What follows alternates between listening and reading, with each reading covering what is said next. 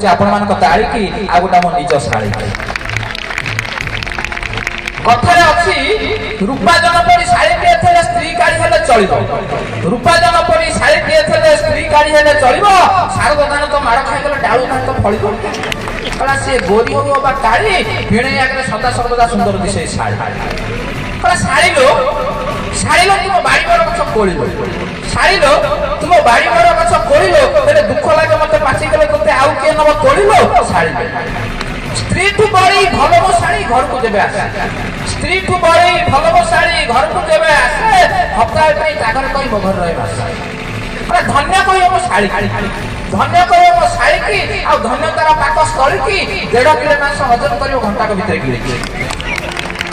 ଆଉ ସେଇଥିପାଇଁ କି ରଜ ପର୍ବରେ ଆଗରୁ କିଣିକି ଶାଶୁ ମୋର ଘରେ ଖାଇବ ବୋଲିକି ଶାଳୀ ପାଇଁ ଗୋଟେ ପୋଷିଥାଇ ମାଇ ଛେଳିକି ଧନ୍ୟ କହିବ ମୋ ଶାଳୀ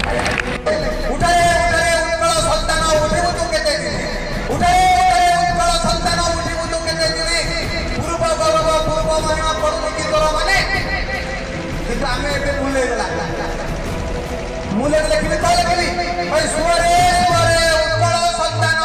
सोई जा खुशी मन सुरे उत्कल संतान सोई जा खुशी मने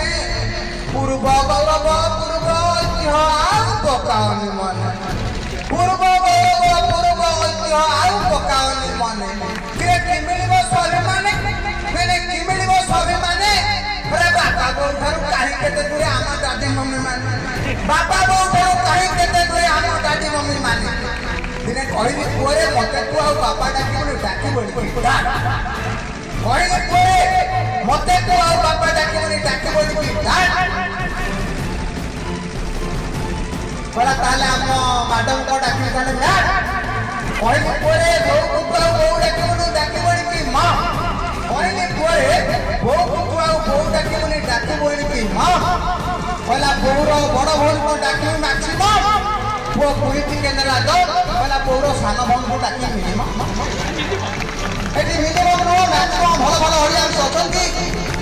एते सुंदर कार्यक्रम चलीची